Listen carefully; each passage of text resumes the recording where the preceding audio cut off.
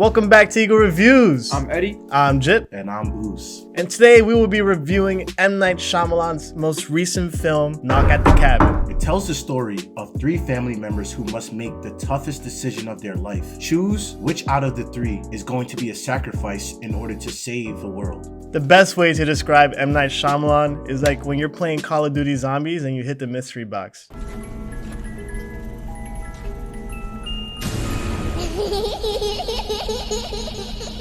M. Night is the definition of a mixed bag where you absolutely have no idea what you're gonna get, and I feel like this one was a winner. In the beginning, this looks like your typical home invasion film, but very quickly in M. Night fashion, it subverts your expectations. And what I feel this movie did differently was actually give us an entirely new emotional tone. You don't really see much horror or even kills. They cut away from a lot of it. Everything's a lot smaller in scale, and there's a lot more emphasis on close-up facial shots. This movie is really banking on amazing performances from their actors, and I think we really got that. I felt like the performances is what really sold this movie, because without them giving it their all, this movie would just come out really silly, like kind of how Old did, because it kind of felt very stretched and very far-fetched. Old is a movie where you have to buy into the concept, and if you don't from the get-go, you're gonna see the performances and they're gonna fall flat and they're gonna come off silly. I actually really enjoyed our main leads. It was a gay couple, and I thought they were written just so fantastically well. It felt really relatable, and each of them had a very distinct personality. There was a tough guy who did all the right things you would do in a horror movie, and there was the other one that was more dependent on the tough guy. And I love seeing the balance between the two when faced with very scary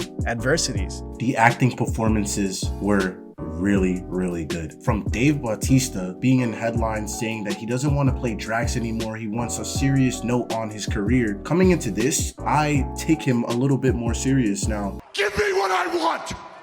Give me what I want! That's not what I want! Everything just felt so real, especially from our antagonists. They were very threatening and intimidating, as well as obviously getting the intimidation factor from Bautista, who is just ginormous in this movie in his tight little shirt with his small little glasses. I was kind of afraid because I saw M. Night Shyamalan's name attached to the screenplay credits. And from prior experiences, I know that whenever he writes something, it's usually a hit or miss or really terrible. But I really enjoyed this film because for much of the movie, the entire film takes place in one location. His writing and the script really is what carries this film into excellence. M. Night hasn't written a good script since, I believe, Split, which he wrote, when he was creating movies such as Signs, The Sixth Sense, and Unbreakable. That's why that movie was such a hit. Whereas his newer films are just straight up trash, where his dialogue just does not fit well with anything. It's kind of leaning on the edge of like MCU humor with like something out of a Disney Channel show. And they actually reference Disney Channel in this movie, which is a little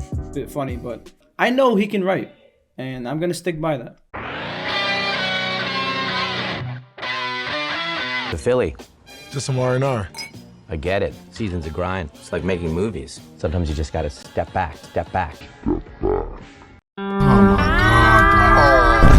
And what a way to start February. Coming off a slow January, some bad horrors, some mid horrors. I felt very engaged into the film, and it gave me a lot of the same vibes as Cabin in the Woods. Not just from the name, but from the general theme of the movie. People must sacrifice each other in order to stop the apocalypse, cannot leave the cabin, and it gave me those same vibes. It had a lot of ups and downs. It took you one place thinking that, oh, this connection with this person would lead to this, but then it just totally let you down and told you that this is not gonna happen, which I liked. I didn't like that certain movies just give it straight to you. There's actually a lot of Alfred Hitchcock in here going on because we, the audience, we're constantly fighting this battle of whose side are we on. The villains in this movie actually come off as like pretty nice, genuine, real people, which is a very nice subversion. And then we're also fighting with, is this fake? Is what they're saying real? Or is this just a really elaborate plot to just get them to kill each other? Because knowing M. Night Shyamalan's past filmography, you know he loves throwing those curveballs at you, even if it comes within the last 10 seconds of a movie.